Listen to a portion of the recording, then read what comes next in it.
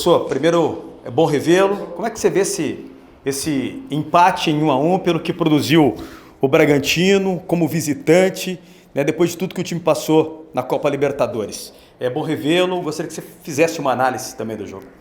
Claro, boa noite, obrigado. É bom poder voltar a Goiânia, é uma cidade pela qual eu tenho um carinho e um apreço muito grande, assim como ao Goiás Esporte Clube. Eu acho que a gente se comportou muito bem, fez um jogo maduro, especialmente no primeiro tempo.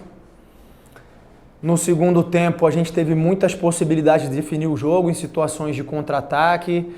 O jogo estava aberto para a gente, eu acho que faltou a gente tentar ser um pouquinho mais eficiente nessas bolas.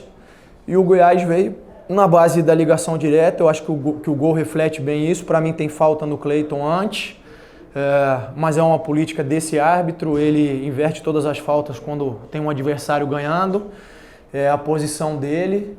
Não adianta eu reclamar, eu gostaria que a comissão de arbitragem tomasse uma providência, não é a primeira vez. A gente jogou recentemente contra o Ceará lá em Fortaleza e foi a mesma coisa, a gente estava ganhando de 1-0 e aí não tinha mais falta para nós, todas as faltas para o Ceará, só que lá eles não conseguiram empatar. Aqui o Goiás conseguiu e eu acho que no final faltou um pouquinho de equilíbrio, um pouquinho de perna para a gente tentar buscar a virada.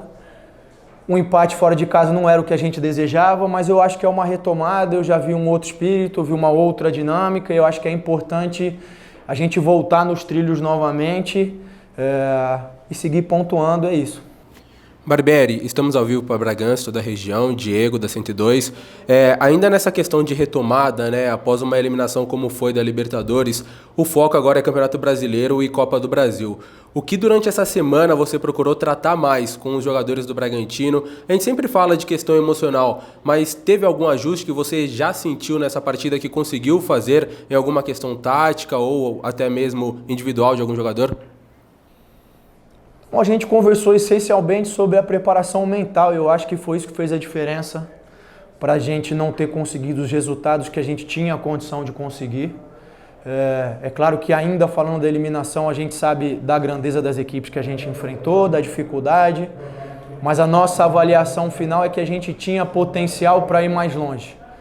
E a gente sempre teve fisicamente bem preparado, taticamente a gente conseguiu se equilibrar os adversários, conseguiu ser competitivo, mas eu acho que a gente efetivamente deixou a desejar no aspecto mental. Foi uma coisa que a gente conversou bastante e é uma coisa que a gente tem que alinhar, tem que retomar. Eu acho que hoje foi um começo, ainda que não seja o resultado que a gente queria. E é isso, é que é importante a gente voltar nos trilhos, voltar a ser sempre uma equipe muito competitiva, como a gente já foi em outros momentos. Você é conhecido do futebol goiano, gostaria que você falasse da sua passagem, né, pelo Goiás, como terminou, o início e esse tempo que você está à frente do Bragantino. Minha passagem pelo Goiás deu no início de 2019, eu vinha recentemente de um trabalho no Flamengo.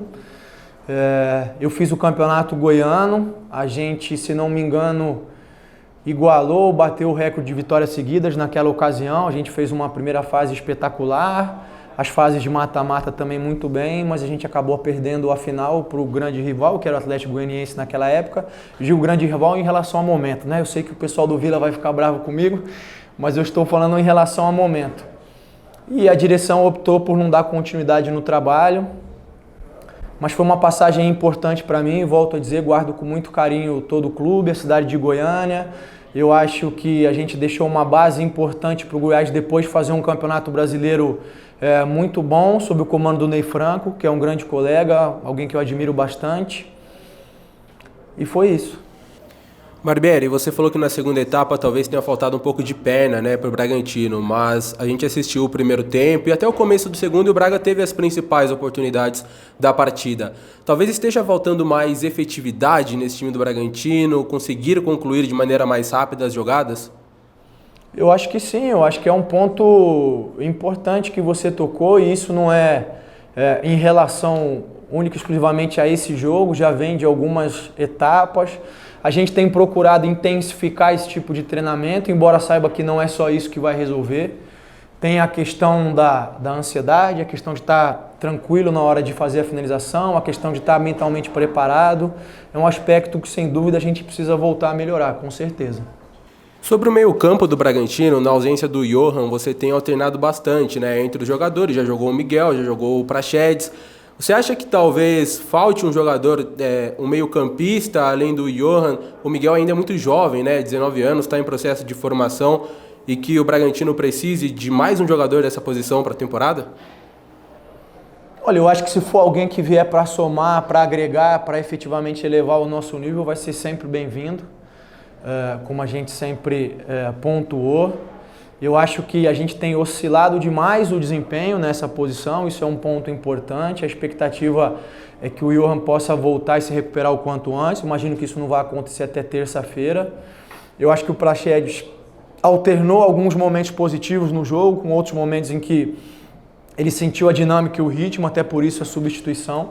Mas ele tem condição de entregar mais, a gente vai conversar com ele, espero que ele consiga entregar mais. O Miguel está num outro processo, está numa outra etapa, numa etapa de ir entrando aos poucos, de ir pegando bagagem, de ir pegando volume e podendo ajudar a equipe. Claro que nunca sem responsabilidade, a gente sabe da responsabilidade que a gente tem de buscar a vitória sempre, mas está um pouquinho num outro momento. Você acha que na terça-feira vai poder contar com o Ítalo, né? Ele que ficou fora por conta de uma tendinite. Não sei se você já consegue nos passar alguma coisa, porque ele será reavaliado. E sobre essa posição de centroavante, qual a avaliação que você faz da atuação tanto do Jean Hurtado quanto também do Alejandro hoje? Bom, eu não sei se eu consigo contar com o Ítalo, tenho que esperar uma posição médica. A expectativa minha era que ele pudesse estar presente aqui hoje, mas não foi possível.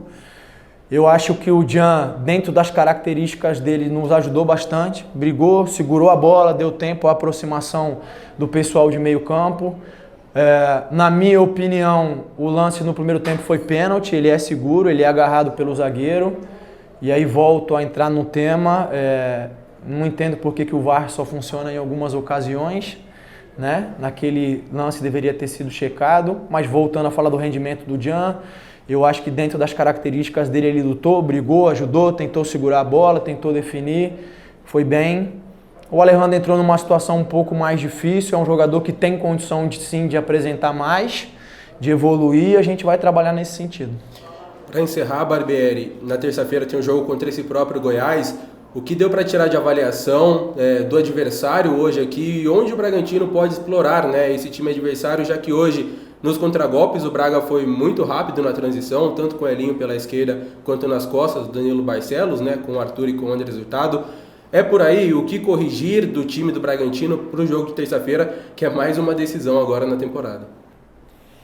Goiás é uma equipe que tem atuado sempre priorizando a parte defensiva, né? Sempre se defendendo muito, explorando os contragolpes.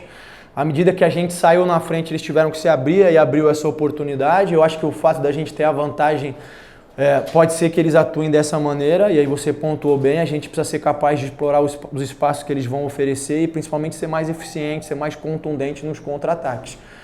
Vamos ver, eu não tenho certeza de que eles vão adotar essa postura pelo menos de início, em algum momento eles vão ter que sair. E a gente tem que fazer o nosso jogo, tem que conseguir dar ritmo à bola, tem que conseguir atacar mais a área, tentar finalizar um pouco mais, tentar ser mais eficiente, porque se a gente conseguir fazer um gol, a gente torna a tarefa deles ainda mais difícil.